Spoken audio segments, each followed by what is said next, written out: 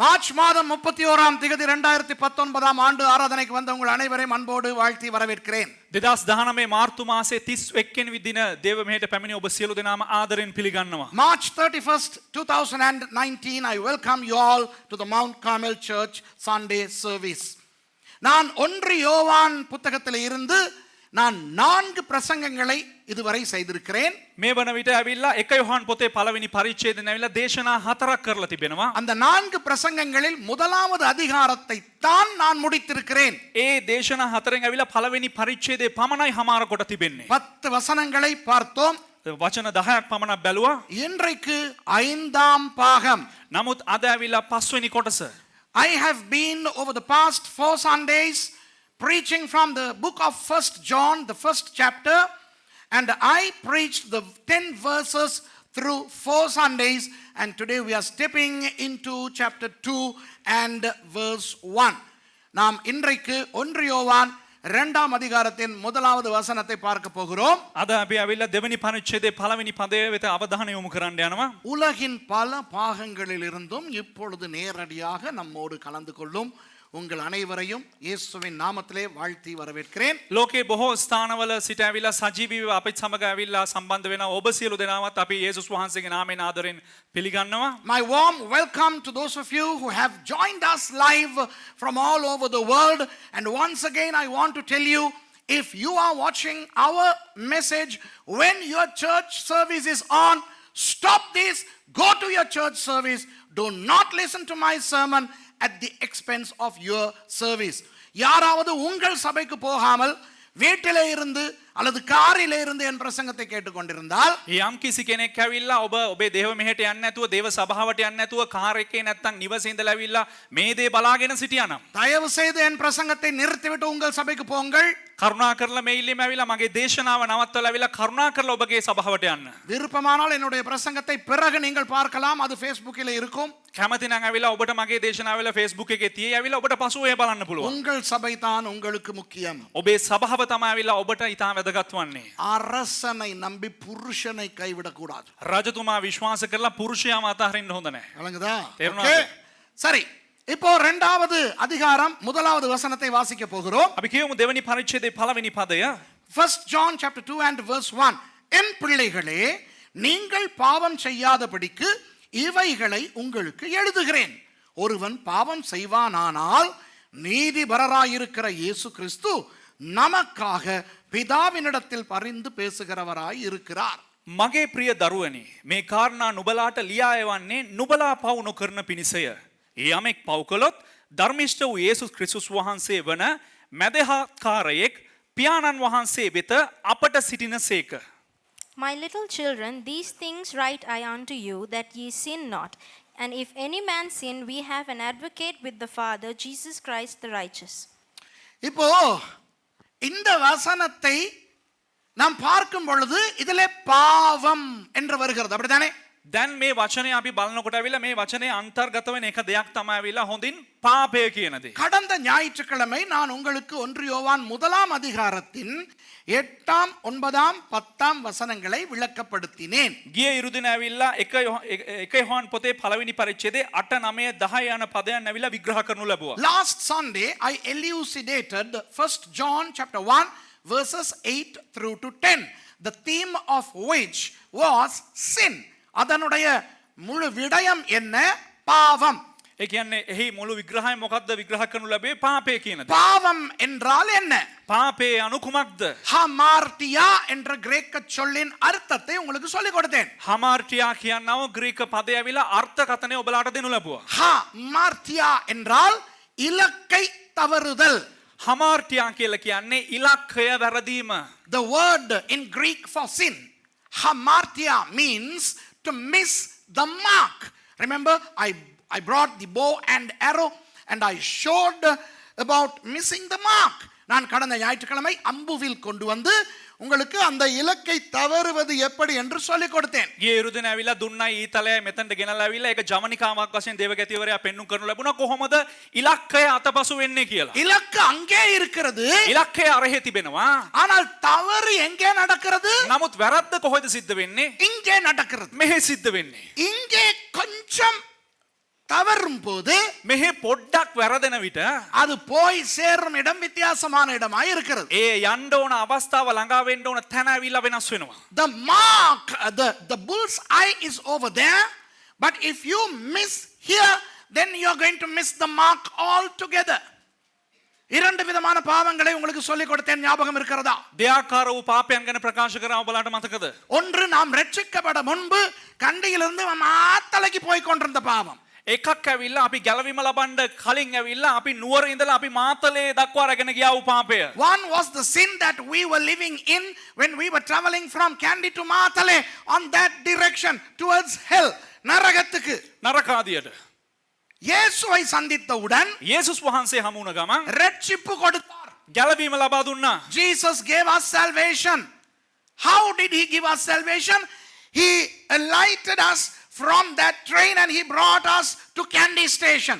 எங்களை அந்த புகையிரதத்திலிருந்து வெளியே எடுத்து கண்டிக்கு கொண்டு வந்து விட்டார். අපිව මොනවද කරා? වෙවිලා ඒ දුම්රිය ස්ථානයේ ඉඳලා ඇවිල්ලා අපිව නුවරට ගෙනනු ලැබුවා. ரட்சிக்கப்பட்டு விட்டோம். අපි ගැලවීම ලැබුවා. ஆனால் இது வெறும் ஆரம்பம், இது முடிவல்ல. නමුත් මේක ආරම්භය පමණයි වෙලා මේක අවසානය නෙවෙයි. Having been saved is just the beginning, the commencement. It's not the end. இங்கிருந்து என்ன செய்ய வேண்டும்? මෙහි ඉඳලා අපි මොනවද කළ යුත්තේ? பரலோகத்துக்கு போக வேண்டும். අපි ස්වර්ගය දක්වා ගමන් කළ යුතුයි. கொழும்புக்கு போக வேண்டும். අපි කොළඹට යා යුතුයි. So from Kandy we need to go to Colombo. From here we need to go to heaven. என்ன நடக்கும்? මොකද්ද සිද්ධ වෙන්නේ? பேராதெனிக்கு போனா පේරාදෙනියට ගියා නම් அந்த ட்ராக் கொஞ்சம் மாறும். ඒ මාර්ගය පොඩ්ඩක් වෙනස් වෙයි. When you reach Peradeniya, your track is going to change slightly. லைட்டா மாறும். லைட்டா மாறும். පොඩ්ඩක් වෙනස් වෙයි.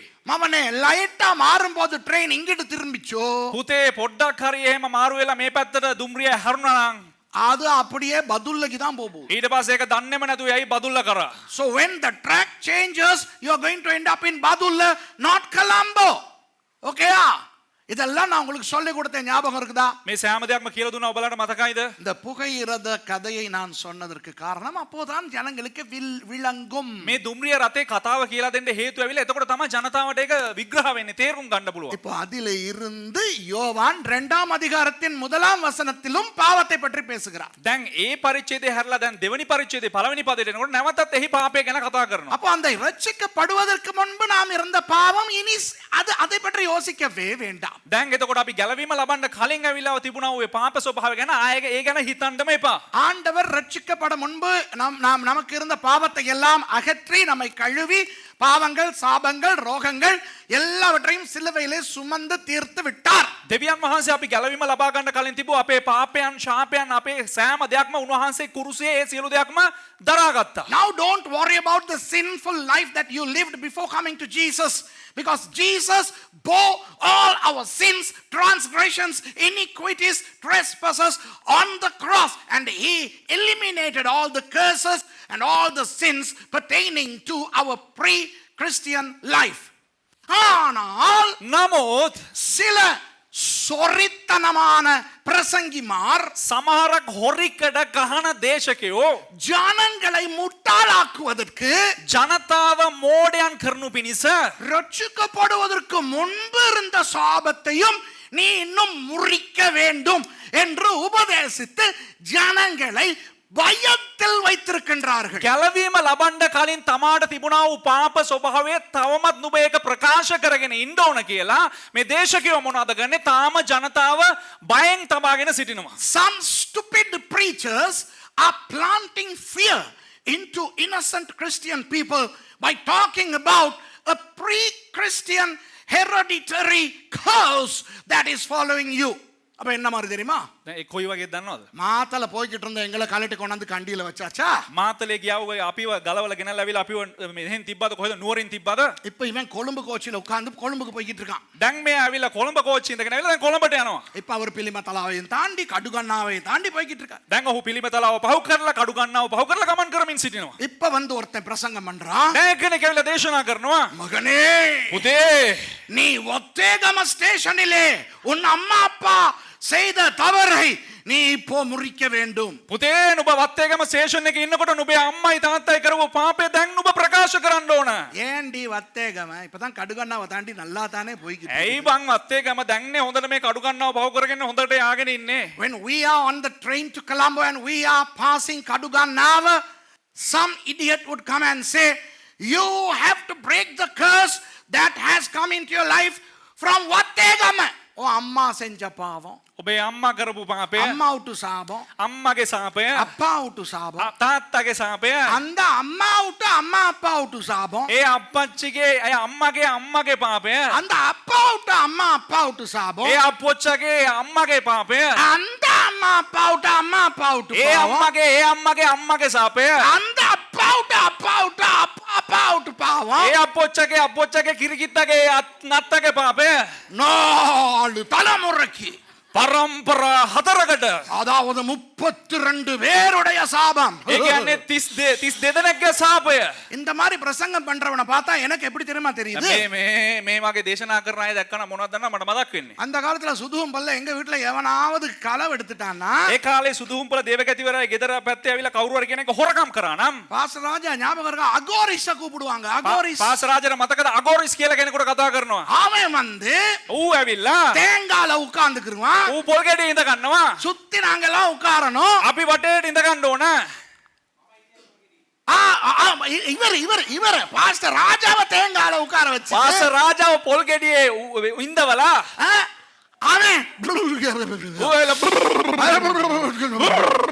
அப்படி செய்யும் போது ඒව කරනකොට உண்மையாவே அந்த தேங்காய் ஓடும். එතකොට ඇත්තට මේ පොල් ගෙඩිය මෙහෙම දුවනවා. விளங்குதா? තේරුණාද? பாஸ்டர் ராஜா பைக் ஓட்டுறதுக்கு முந்தி தேங்காய் தான் ஓட்டி இருக்காரு. පාසරාජා බයික් එක ගලවන්න කලින් පොල් ගෙඩිය තමයි එලෙව්වේ. விளங்குதா? තේරුණාද? அந்த தேங்காய் சுத்தி சுத்தி போயிட்டு களவெடுத்தவங்க கிட்ட நிக்கும். දැන් මේ පොල් ගෙඩිය කරකිලා ගිහිල්ලා අර හොරකම් කරපු එක ගාව නවතිනවා. இந்த பரம்பரை சாபத்தை குறித்து பிரசங்கம் பண்றவனை பார்க்கும்போது මේ පරම්පරා ශාපය ගැන ඇවිල්ලා දේශනා කරන උන් බලනකොට எனக்கு அந்த அகோரிஸ் தான் ஞாபகத்துக்கு මට අර අගෝරිස්ව තමයි මතක් වෙන්නේ. அவன் பிசாசுகளை வச்சு இந்த மாதிரி பண்றவன். ඌ යකෙක්ව තියාගෙන යක්කු තියාගෙන මේ වගේ කරනවා. பாத்திருக்கீங்களா? දැකලා තියෙනවද? அந்த மாதிரி நம்ம ஆளு ඒ වගේ අපේ අය உன் அம்மா பாவம், உன் அம்மாவின் சாபம், මේ අම්මගේ පාපය, உன் தாத்தாவின் මේ சாபம், අප්පගේ පාපය, உன் தாத்தாவின் தாத்தாவின் මේ சாபம், සියගේ පාපය இதெல்லாம் முறிக்கணும். මේව කොම නවත්තන්න ඕන. உனக்கு ஏன் தெரியுமா கடன்? උඹට ඇයි දන්නවද ණය? நீ கடன் பட்ட காரணம் என்ன? උඹ ණය වෙන්න හේතුව දන්නවද? உன் கொள்ளு தாத்தாவின் சாபம். උඹ ඇවිල්ලා කිරිකිත්තක සාපය. கிரிகித்தா பனிக்கிச்சா என்னடி இது? මොනවද මේ? உங்க கடனுக்கு காரணம் ඔබේ ණයට හේතුව உங்க கொழுப்பு. ඔබේ තෙල. விளங்குதா? තේරුණාද? கட்டிக்கிற முடியலன்னா என்னத்துக்கு கடனை நீ வாங்கணும்? ගෙවන්න බැරි නම් මොනවටද ගන්නෙ ණය? ஒரு வாகனத்துக்கே இன்னும் லீஸ் முடியல, එක වාහනයකටම ඇවිල්ලා ලීසින් ඉවර නෑ. ஏன் இன்னொரு வாகனம் ඇයි வாங்கணும்? තව වාහනයක්? ஆ? ඈ? ஒழுங்கா வீட்டு கூலியே கட்ட முடியல, හරියට නිවසේ කුලිය ගෙවා ගන්න බෑ. ஏன் ஒரு சொந்த வீட்டை வாங்கின கூலி வீட்டுக்கு கூலியும் கட்டிக்கிட்டு சொந்த வீட்டுக்கு காசும் கட்டிக்கிட்டு எல்லாம் கொழுப்புடி. මොනවද ඇවිල්ලා කුලිය ගෙදරට කුලිය ගෙවා ගන්න බැරුව තව ගයක් අරගෙන ඒකට ලීසින් ගෙවාගෙන මේ ඔක්කොම තෙල. தாத்தா மாரும் அவங்களோட தாத்தா மாரும் செத்து போய் போய் தொலைஞ்சிட்டாங்க. තාත්තලයි සීයලයි මැරිලා ගියා, නැති වෙලා චුත වෙලා ගියා. அவங்கள கொண்டாந்து பயமுறுத்துறது. ඒ කට්ටියව ගෙනල්ලා ගාලා බය කරනවා. நீ கடுகொன்னாவுல இருந்தாலும், උඹ කඩු ගන්නාවේ හිටියත්, நீ கொழும்பு நோக்கி போய் උඹ கொண்டிருந்தாலும், කොළඹ බලා ගියත්, கட்டுகஸ்தோட்டையிலே செய்த பாவம், කඩුගස්සර කරපු පාපය, ஒத்தேகமையிலே அந்த சாபம், වත් එකම ගෙරේ කරපු සාපය, உட உட உட அவனுக்கு இல்ல உட உட சொல்லு, උඩ උඩ உட தல உட උඩ තල மத்தது என்ன? விண்ண விண்ண. உட தல விண்ண. උඩ තව ඉන්න කර. நம்மால் உட உட தல தலன்னு அந்நிய பாஷை பேசுறான்னு நினைப்போம். උඩ තල කියලා හිතම අපේ හිතනවා අන්නේ භාෂාව කියලා. அட உட தல விண்ண ஸ்டேஷன்ல நம்ம தாத்தா என்னமோ புடிங்கிட்டானா, උඩ තල ඉන්න ස්ටේෂන් එකේ ඇවිල්ලා අපේ තාත්තා මොනවද ගලවගෙන හිටියලු. அத நாங்க முறிக்கணுமா? ඒක අපි ආපහු කරන්න ඕනලු. அதுதான் அழகா கடுகண்ணாவை தாண்டி போய்கிட்டு இருக்குது. අයියෝ ලස්සනට කඩු ගන්නව යනවනේ. அழகா சீனரியை என்ஜாய் பண்ணிக்கிட்டு போலாமே. ලස්සනට අර සීනරි එන්ජොයි කරගෙන යන්න පුළුවන් නේ. விளங்குதா உங்களுக்கு? තේරෙනවද බලන්න? நல்லா கேட்டுக்கொள்ளுங்க. හොඳට අහන්න. ரட்சிக்கப்படுவதற்கு முன்பு நமக்கு இருந்த சாபம் ஒன்றுமே ரட்சிக்கப்பட்ட பிறகு வராது. ගැලවීම ලබන්න කලින් අපිට තිබව කිසිම ශාපයක් ගැලවීම ලැබුණ පස්සේ අපිට එන්නේ නැහැ. எல்லாவற்றையும் இயேசு சிலுவையிலே சுமந்து தீர்த்து விட்டார். සියලු දෙයක්ම යේසුස් වහන්සේ කුරුසියේ දරාගෙන සියලු දෙයක්ම හමාර කරා. Jesus has taken all the curses and all the sins from our pre-Christian lives, and he has borne all of them on the cross. They will never return. ரட்சிக்கப்பட்ட பிறகு ගැලවීම ලැබුවට පස්සේ வருகிற பாவம் என்னவென்றால், එන්නව පාපයන් කුමක්ද කිව්වනම් யோவான் பேசும் பாவம் என்னவென்றால், මේ යොහන් කියන්නව පාපය කුමක්ද කිව්වනම් அந்த வழி தவறி வேறு பக்கம் போவது. விளங்குதா? මේ මාර්ගය වැරදිලා වෙනත් පැත්තකට ගමන් කිරීම. What John talks about as sin is when you miss the mark and you travel towards another direction. Okay? அதுதான் நமக்கு ஆபத்து. ඒක තමයි අපිට අවදානම් වෙන්නේ. இதைத்தான் யோவான் பேசிக்கொண்டே இருக்கிறார். මේක තමයි යොහන් කතා කරගෙනම සිටින්නේ. This is what John is explaining. இப்போ දැන් இன்று அவர் எப்படி தொடங்குகிறார்? අද යොහන් කොහොමද පටන් ගන්නෙ? அழகாக அது கிரேக்ல ரொம்ப அழகா இருக்கு. கிரேக்க மொழியிலே ලස්සනට ග්‍රීක් භාෂාවෙන් பிள்ளைகளை குறிக்க 5 சொற்கள் இருக்கின்றன. ළමයි පිළිබඳව ඇවිල්ලා කාරණා 4ක් තිබෙනවා. There are 5 Greek words to denote children. Okay? முதலாவது brephos. පළවෙනි එක බ්‍රෙෆොස්. இந்த புதிதாய் பிறந்த குழந்தைக்கு சொல்லுவது அந்த குழந்தை பாலகன், அதற்கு சொல்லுவது brephos. අලුතෙන් ඉපදුනා වූ කුළුඳුලන්ට කියනවා ඇවිල්ලා බ්‍රෙෆොස් කියලා. குழந்தை லதரு. ලදරුවන්. A newborn infant is called brephos. Okay? அப்புறம் அந்த தவழ்ந்து திரிகிற அந்த குழந்தைக்கு சொல்லுவது paidia. ඊට පස්සේ ඇවිල්ලා අර දනගාගෙන අර බඩගාගෙන යන ඒ දරුවන්ට කියනවා ඇවිල්ලා පයිඩියා කියලා. Then the child starts to crawl, and that crawling epoch is called paidia, from which pediatrician comes. Okay? Pediatrics, study of children. Okay? அப்போ அடுத்தது மூன்றாவது வந்து තුන්වෙනි කාරණාව තමයි டெக்னான். ටෙක්නෝන්. இல்ல டெக்னான் இல்ல, டெக்னானுக்கு பிறகு வருவோம். நேபியோஸ். නෙෆියෝස්. அப்ப தவழுவதை விட்டுட்டு எழும்பிக்கிட்டு ஒரு டைப்பரை மட்டும் மாட்டிக்கிட்டு போயிட்டு கபட்ல இருக்கிற புத்தகங்கள் எல்லாம் இழுத்து போட்டுக்கிட்டு ஏச்சி வாங்கிட்டு இருக்குமே. මේ නෙෆියෝස් කියන කට්ටිය තමයි ඇවිල්ලා පොඩ්ඩක් දන ගන්න නැතුව නැගිටලා ඩයිපරයක් අඳගෙන ගිහලා අර තියෙන අර පොත්‍රාක් වල තියෙන පොත් ඔක්කොම අඳගෙන ඉන්නේ අන්න ඒ වගේ ලදරු. Then the child starts to stand up, and then the child walks and pulls the books, and it takes the teddy bear, climbs on the sofa, and that period with a diaper, that's called nepios, and that's where the word nappy comes. Nappy கட்டிக்கிரும் புள்ள தெரியுமா? දන්නවද නැපි අඳවන්න ඕන කියලා කියනවා. නැපි කියන එකෙන් අර නෙෆියෝස් කියන වචනේ. It comes from nepios. Okay, that's the nepios. Okay, and then comes the very important word. அதுக்கு பிறகு தான் ரொம்ப முக்கியமான ஒரு சொல் வருகிறது. ඊට පස්සේ තමයි ඊටා වැදගත්ම වචනේ පැමිණෙන්නේ. huios. හුයෝස්. huios என்றால் உரிமையுள்ள மகன். හුයෝස් කියලා කියන්නේ ඇවිල්ලා ආධිපත්‍ය උරුමය තිබෙන්නා වූ පුත්‍රයා කියන එක. Then the important word is huios, and huios is the son who is the heir, who has all the rights. And we have become huios to God because God is our Abba Ho Pater. ஆண்டவர் வந்து நமக்கு அப்பா பிதாவே என்று அழைக்கத்தக்க மகன்களாக நாம் இருக்கிறோம். දෙවියන් වහන්සේට ඇවිල්ලා අබ්බා පියාණනි කියන්න පුළුවන් ඔය සුදුසුකම තියනා වූ පුත්‍රයන් වශයෙන් අපි සිටිනවා. 4 சொற்களை சொன்னேன் இல்லையா? දැන් කාරණා 4ක් කිව්වා. brephos, බ්‍රෙෆොස්, paidia, පයිඩියා, nepios, නෙෆියෝස්, huios. හුයෝස්. So these are the four terms denoting the children. இது எல்லாவற்றையும் பொதுவாய் நாம் சொல்லுவது டெக்னான், ஐந்தாவது சொல். මේ හතරම ඇවිල්ලා පොදුවේ ප්‍රකාශ කරන්න ඇවිල්ලා ටෙක්නෝන් කියලා පස්වෙනි කාරණාව. All these children could be addressed டெக்னான். விளங்குதா? brephosum டெக்னான் தான், nepiosum டெக்னான் தான், paidiaum டெக்னான் தான், huiosum டெக்னான் தான். அப்ப என்ன அர்த்தம்? பிள்ளைகள். මේ කියපු කාරණා හතරටම ඇවිල්ලා මේ සඳහන් කරන්නේ ටෙක්නෝන් කියලා ඇවිල්ලා මේ අර ලදරුවන් කාණ්ඩ හතරම ඇවිල්ලා නියෝජනය කරන්නේ ටෙක්නෝන් වලින්. இப்ப நான் ஆண்டவருக்கு ஹுயோஸ் ஆயிருக்கலாம். ඒ කියන්නේ මම ඇවිල්ලා දෙවියන් වහන්සේට හුයෝස් වෙන්න පුළුවන්. ஆனால் ஆண்டவருக்கு நானும் ஒரு டெக்னான். නමුත් දෙවියන් වහන්සේගේ බැල්මෙන් මම ටෙක්නෝන්. புரியுதா உங்களுக்கு? இப்ப நான் எவ்வளவு பெரிய கொம்பனா வந்தாலும் எங்க அம்மாவுக்கு நான் புள்ள தானே, அந்த மாதிரி. ඒ කියන්නේ මම කොච්චර ලොකු මට අම් දෙකක් ආපු ලොකු මහයෙක් වුණත් ඇවිල්ලා මගේ අම්මට ඇවිල්ලා මම ඇවිල්ලා පුතානේ. So all of us, irrespective of our age, gender and our expertise and qualities, we are technon to our parents. We are children. இப்போ இந்த இடத்திலே அவர் எப்படி அழைக்கிறார் தெரியுமா யோவான்? දැන් මේ ස්ථානයේ යොහන් කොහොමද දන්නවද ඇවිල්ලා ප්‍රකාශ කරන්නේ? நிறைய பேர் கிரீக் தெரிஞ்சவங்க பார்க்கறாங்கப்பா. බොහෝ දෙනෙක් මේ ග්‍රීක් දන්න අය බලනවා. நிறைய பேர் எனக்கு இமெயில் அனுப்பும்போது சந்தோஷமா இருக்கு. බොහෝ දෙනෙක් ඇවිල්ලා දේවගතිවරයාට ඊමේල් පණිවිඩ එනකොට හරිම සන්තෝෂයි. சில பேர் சொல்றாங்க நீங்க அழகா அந்த கிரீக் ஹீப்ரு எல்லாம் சொல்லும்போது எங்களுக்கு அந்த மொழி தெரிஞ்சனால ஆசையா இருக்குது கேட்க. සමහරක් අය කියන ඇවිල්ලා ඔබ ග්‍රීක් හීබ්‍රු දාලා ඇවිල්ලා දේශනා කරනකොට අපිට අහන්න හරි ආසාවක් තියෙනවා. அதனால தான் நான் சில நேரம் அந்த சொற்களை அப்படியே கிரேக்க மொழியிலே எபிரேய மொழியிலே சொல்லுகிறேன். ඒ නිසා තමයි මගේ දේශනාවල ඇවිල්ලා මම ග්‍රීක් වලිමුත් හේබ්‍රේය වලිමුත් හැම වෙලේම ඒවා ප්‍රකාශ කරන්නේ. The reason why I have begun to actually pronounce the Hebrew and Greek words is because now so many people who know Greek and Hebrew are watching my programs and they are responding to me and they are appreciating the fact that I'm quoting Greek and they are checking it with Textus Receptus and they are saying அவங்க உண்மையான கிரேக்க பைபிள்ல பார்த்து இவன் உண்மைதான் சொல்றானான்ட்டெல்லாம் check பண்றாங்க. So எனக்கு சந்தோஷமா இருக்கு. ඉතින් සමහරක් අය ඇවිල්ලා මේ දේශනා අහන අය ඔය කියන ග්‍රීක් වචනේ ඇත්තද මේ හීබ්‍රු වචනේ ඇත්තද කියලා ඔවුන් පරීක්ෂණ පවත්වලා බලලා ඔවුන් ප්‍රකාශ ලියනවා ඇවිල්ලා දේවගතිවරයාට. அவர்களுக்காக நான் சொல்கிறேன். ඒ නිසා ඔවුන් උදෙසා කියන්නම්. யோவான் தனது இரண்டாவது அதிகாரத்தை இப்படி தொடங்குகிறார். යොහන් ඔහුගේ දෙවෙනි පරිච්ඡේදය මෙන්න මෙහෙම පටන් ගන්නවා. ටෙක්නියා මු ටෙක්නියා මු. ඒ කියන්නේ මූ තමාර ටෙක්නියා නෙවෙයි.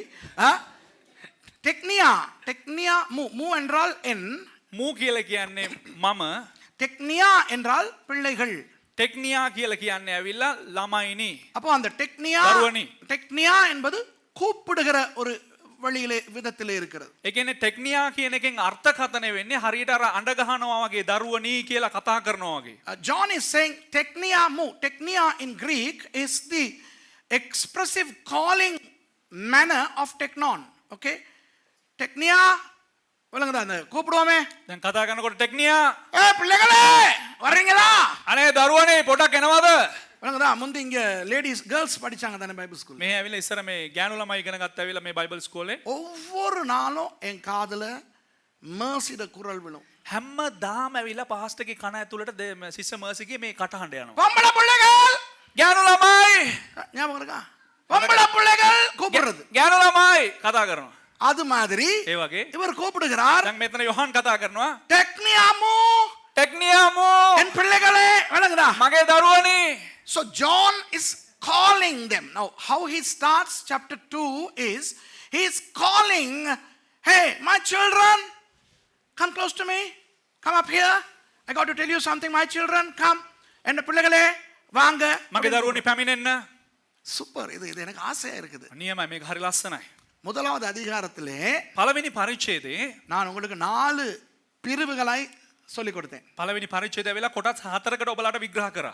அவர் தேவனை பற்றி, வார்த்தையை பற்றி, இயேசுவை பற்றி, பாவத்தை பற்றி எல்லாம் சொல்லிக் கொடுத்து விட்டு ඔහු දෙවියන් වහන්සේ ගැන, වචනේ ගැන, යේසුස් වහන්සේ ගැන, පාපය ගැන මේ සියලු දෙයක්ම කතා කරලා හමාර වෙලා இரண்டாவது அதிகாரத்திலே அவர் என்ன சொல்லுகிறார்? தொடங்குகிறார். දෙවනි පරිච්ඡේදයේ කෙසේද ඔහු ආරම්භ කරන්නේ? என்ற பிள்ளைகளே எல்லாம் வாங்க என்கிட்ட வாங்க. මගේ දරුවනේ අනේ කරුණාකරලා එන්න මං ගාවට. என்ன சொல்றாரு தெரியுமா? මොකක්ද කියන්නේ දන්නවද? இவ்வளவு நேரம் நான் உங்களுக்கு பெரிய இறையியல் சொல்லிக் கொடுத்தேன். දැන් මෙච්චර වෙලා මම ලොකු දේව ධර්මයක් ඔයගට විග්‍රහ කළා.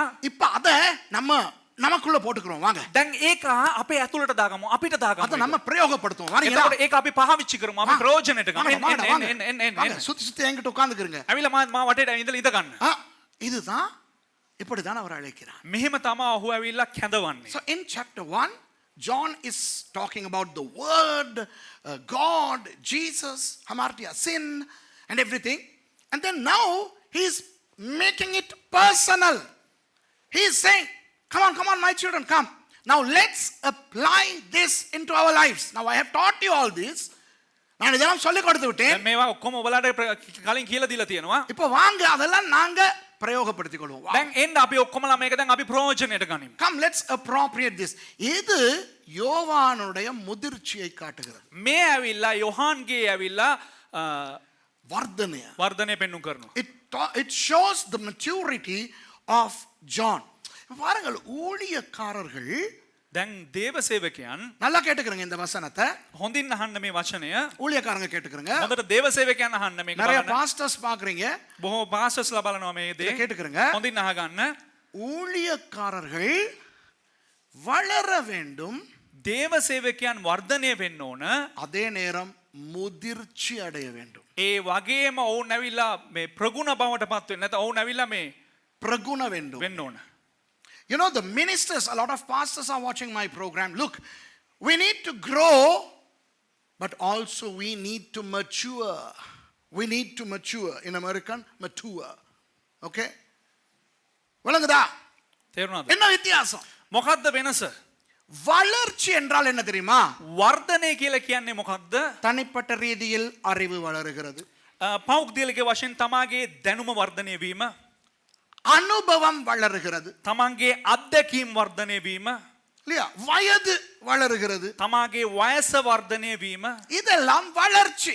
මේක ඇවිල්ලා වර්ධනය. Now growth is expansion of your knowledge, expansion of your experience, and expansion of your stature, and that's growth. ஆனால் நிறைய ஊழியக்காரர்கள் නමුත් බොහෝ දේව සේවකයන් வளர்ந்திருக்கிறார்கள், වර්ධනය වෙලා තියෙනවා, முதிர்ச்சி அடையவில்லை. නමුත් පරිණත නැහැ.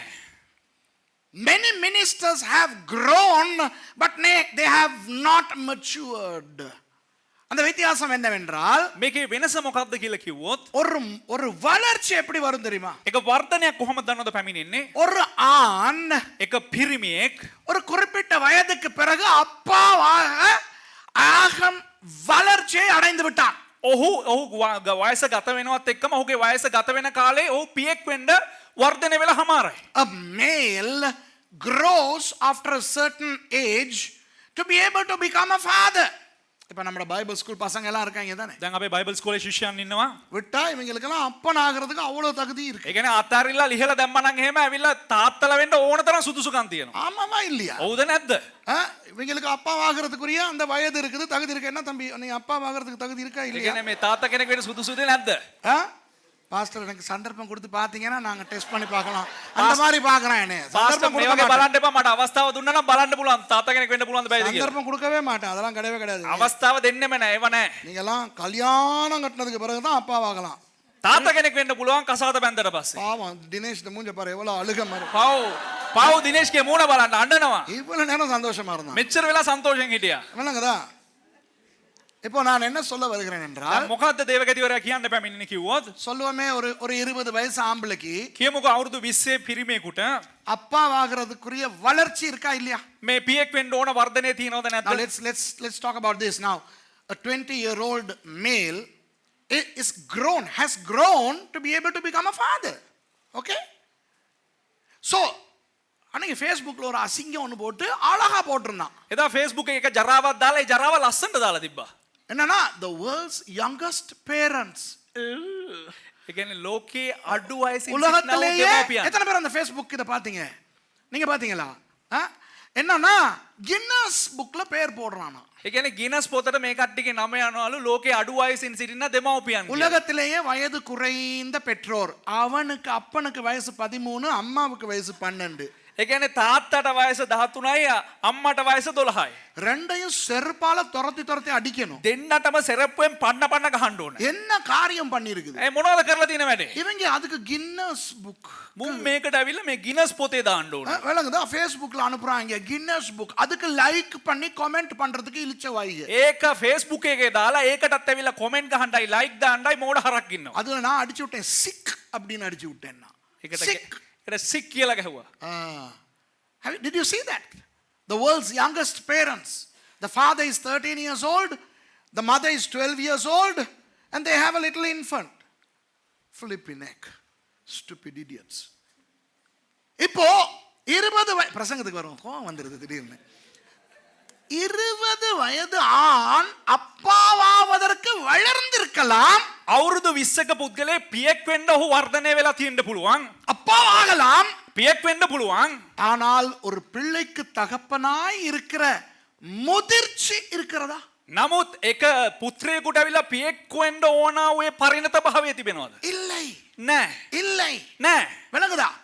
So even if a man has grown to be able to become a father at the age of 20, he is not matured to become a father. இப்போ දැන් இந்த சில வருஷம் ஒரு வருஷமா நான் கவனிக்கிறேன். දැන් මේ පහුගිය අවුරුද්ද තිස්සේ ඇවිල්ලා දේවගතිව බලාගෙන එනවා. என்னையே நான் கவனிக்கிறேன். ඒ කියන්නේ දේවගතිවරයා ගැන ඔහු විමසා බලනවා. ஒரு அந்த காலத்துல இருந்து ඒ කියන්නේ ඒ කාලේ ඉඳලා என்னை அப்பா அப்பா என்று அழைக்கிறது உண்டு.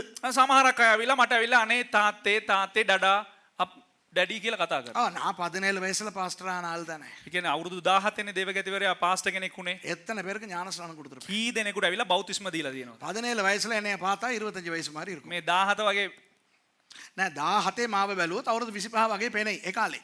17 බැලුවනම් 25 වගේ පේනවලු ඒ කාලේ. என்னைய 30 வயசுல பார்த்தா 40 வயசு மாதிரி இருக்கும். 30 දී බැලුවනම් 40 වගේ පේනවා. 40 வயசுல பார்த்தா 50 வயசு மாதிரி இருக்கும். 40 දී බැලුවනම් 50 වගේ පේනවා. இப்ப 51 வயசுல பார்த்தா 21 வயசு மாதிரி தெரியுது. දැන් இப்ப 51ல பார்த்தா 21 மாதிரி தெரியுது. දැන් 51යි හැබැයි දැන් 21 වගේ පේනවලු. ஏதோ ஒரு சந்தோஷத்துக்கு சொல்லிக்கிறேன் அப்பா. එහෙම හරි සන්තෝෂ වෙමු.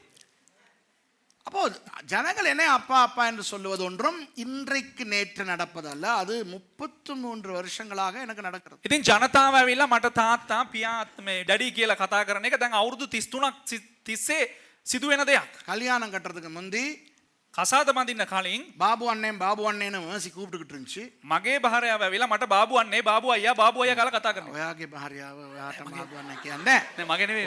ඔයාගේ භාර්යාව මේ හරකා කියලා කියනවා මම අහලා තියෙනවා. පාස්ටර්ගේ භාර්යාව පාස්ටර්ට බාබු අන්නේ කිව්වා කියන එක කියන්නේ. ඔව් පාස්ටර් ඇත්ත කියන්න වෙනවා. පාස්ටර් සුරේෂ්ගේ භාර්යාව යාට ඇවිල්ලා බාබු අයියේ කියලා තමයි කසාද බඳින්න කලින් කතා කරන්නේ. මේ හරකා කියන එක විතරයි කිව්වා අනිත් ඒවා ඒවා කියන්නේ. right. okay. මේ සබ්ජෙක්ට් එක අපි පරිස්සම් වෙන්න ඕනේ පරිවර්තනය කරනකොට. okay.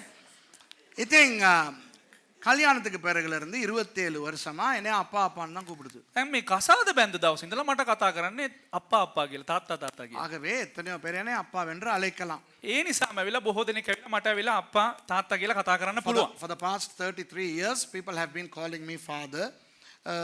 So I'm used to be called father. ஆனால் இப்போ கடந்த ஒரு வருஷமாக නමුත් මේ පසුගිය අවුරුද්ද තුල எல்லாரும் அல்ல සෑම දෙනාම නොවේ சில பேர் என்னை அப்பா என்று அழைக்கும் பொழுது සමහරක් අය මට තාත්තේ නැත්නම් අප්පා කියලා කතා කරනකොට அது என் உள்ளத்துக்குள் போகிறது. ඒක මගේ අතුලට යනවා. அப்போ நான் அன்றைக்கு எங்களுடைய அந்த ஓல்ட் பாய்ஸ் அந்த மெசேஜில் அடிச்சு விட்டேன். ඉතින් මගේ ඇවිල්ලා පරණ ශිෂ්‍යයන් නැත්නම් ආදි ශිෂ්‍යයන්ගේ ඇවිල්ලා WhatsApp group එකේ ඇවිල්ලා මම පොඩි මැසේජ් එකක් දැම්මා. இனி இந்த 2ஆம் தேதி நாங்க ஜாயின் பண்றோம் இல்லையா போறதுக்கு. මම අපි දැන් ඇවිල්ලා දෙවෙනිදා අපි චාරිකාවක් යන්න අපි ඔක්කොමලම එකතු වෙනවනේ. அதுல இருந்து இனி யாரும் என்னைய பாஸ்டர்னு கூப்பிட கூடாது நீங்க. එතන ඉඳලා ආයේ කවුරුත් මට ඇවිල්ලා පාස්ටර් කියලා කතා කරන්න එපා. நீங்க என்னைய அப்பா இல்லனா டேடா அப்படி தான் கூப்பிட. சில பேர் ஆல்ரெடி கூப்பிடுறாங்க. நான் மத்த எல்லாத்துக்கும் சொன்னேன் இனிமே என்னைய அப்படி தான் கூப்பிடுறேன். මට ආයේ කතා කරන්න ඕන අප්පා නැත්නම් තාත්තා කියලා සමහරක් අය දැම්මම ඉඳලා කතා එමෙට කලින් ඉඳලම කතා කරනවා.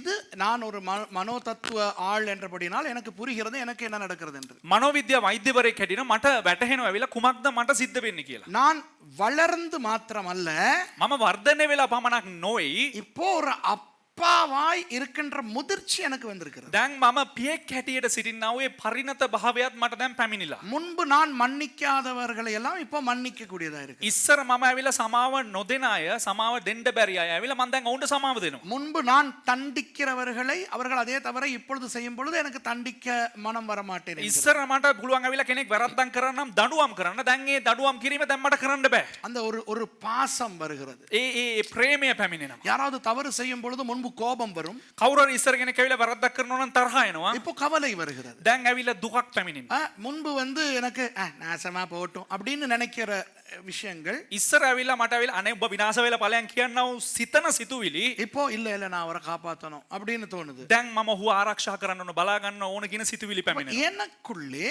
මා තුල ஒரு முதிர்ச்சியை நான் கவனிக்க தொடங்கி விட்டேன். මම පරිණත භාවයක් මම අත්දකිනවා පහුගිය වසර තුල. ஆகவே முன்பு நான் மகனே மகளே என்று சும்மா சொல்லுவது ඊට කලින් පුතේ දුවේ කියලා මං කරන ප්‍රකාශය இப்போ உள்ளத்திலே இருந்து அர்த்தத்தோடு வருகிறது. දැන් ඇතුලේ ඉඳලා අර්ථකථනයත් එක්කම එළියට එනවා. ஒரு மாற்றத்தை நான் எனக்குள் பார்க்கிறேன். මා තුල මගේ වෙනස් වීමක් මාම දකිනවා. அந்த மாற்றம் வந்த பிறகு ඒ වෙනස් වීම පැමිණියාට පසුව ஆண்டவர் இதை பிரசங்கம் பண்ண வைத்தது எனக்கு பொருத்தமாய் தெரிகிறது. දෙවියන් වහන්සේ මේක දේශනා කරන්න තිබුණ එක මට දැන් ඇවිල්ලා සෑහෙයි කියලා හිතෙනවා. ஏனென்றால் யோவான் என் பிள்ளைகளே டெக்னியா மூ என்று சொல்லும் பொழுது எனக்கு புரிகிறது அவர் எப்படி சொன்னார் என்று. ඒ කියන්නේ යොහාන් ඇවිල්ලා මේ කතා කරනකොට ටෙක්නියා මූ කියලා කතා කරනකොට මට දැන් තේරෙනවා යොහාන් කොහොමද ඒක කතා කරේ කියලා. You know, as of last year I think I have begun to feel like a father. You know, over against the past Now I'm looking at some of my spiritual children as real children. And my maturity in terms of a father has become evident in me. And I can really understand when John says, Tekniamu, my children, come nigh me. Come, let's discuss this. I want you to come sit around me. I can understand his perspective.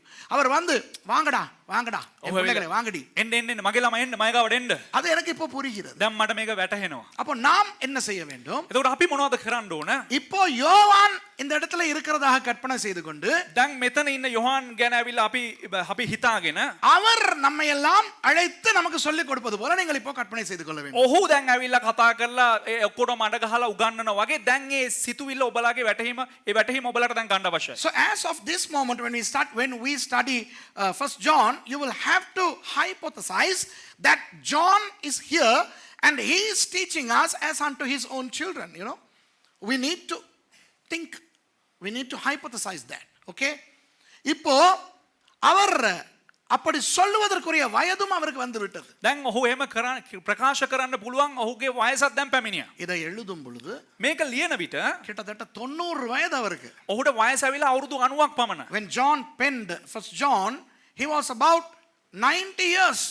இந்த புத்தகத்திலே 5-6 இடங்களிலே டெக்னியாமு என் பிள்ளைகளே என்று எழுதுகிறார். ඒ කියන්නේ මේ පොතේ ඔහු බොහෝ ස්ථානවල පස් තැන් පහක පමණ ඇවිල්ලා ටෙක්නියාමු කියලා ඔහු ප්‍රකාශ කරනවා. About 5 times through this book he is using tekniamu, my children, and he was about 90 years old. So let's learn from our spiritual father John.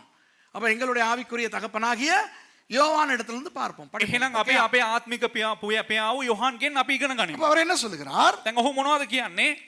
அவருடைய தொனி மாறுகிறது. ඔහුගේ මුඛ ප්‍රකාශය ඇවිල්ලා වෙනස් වෙනවා දැන්. அப்ப முதலாவது அதிகாரத்தை அவர் பேசும்பொழுது எப்படி பேசுகிறார்? පළවෙනි පරිච්ඡේදය ඔහු කතා කරනකොට කොහොමද කතා කරන්නේ? மேடையில் நின்று பிரசங்கிக்கிறவர் போல. ඔහු අල්තාරේ ඉඳගෙන දේශනා කරන පුද්ගලෙක් වගේ வார்த்தையை பற்றி பேசினார். වචනය ගැන කතා කරා. You know, the first chapter was taught by John as if he was standing on a pulpit and preaching. You know, he taught about the word. He taught about the incarnation. Yes, வார்த்தை மாம்சமாய் வந்ததை பற்றி பேசினார். ඒ කියන්නේ යේසුස් වහන්සේ වාචනයේ ලෙස ඇවිල්ලා මාංශවත් වී ආපු ගැන කතා කරවුවා. பாவத்தை பற்றி பேசினார். පාපය ගැන කතා කරා. ஓகேயா?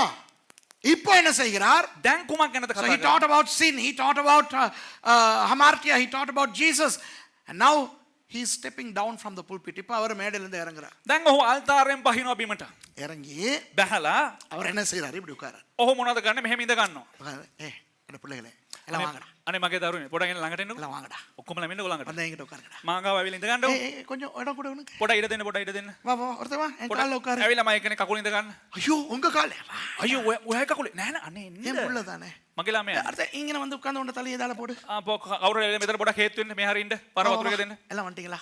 ඔක්කොම ළමාවද හරියද දැන්? எல்லாம் கணக்க வசதியா உட்கார்ந்தீங்களா? දැන් ඔක්කොම ළම හොඳට පහසු විදිහට ඉඳගත්තද? பாத்தீங்களா அந்த தொனி மாறுது. දැන් බැලුවද ඇවිල්ලා ඒ කටහඬ වෙනස් So වෙනවා. now he's calling the people. He's saying, hey, come on, my children, come. No more preaching, no more theological elucidations. You know, come, sit around me, make yourselves comfortable. Let's talk about this. எப்போ இதை பத்தி பேசுவோம். දැන් අපි මේ ගැන කතා කරමු. என்ன தெரியுமா? මොකක්ද දන්නවද? இந்த பிள்ளைகளே අනේ මගේ දරුවනේ நீங்க பாவம் செய்யக்கூடாதுடா.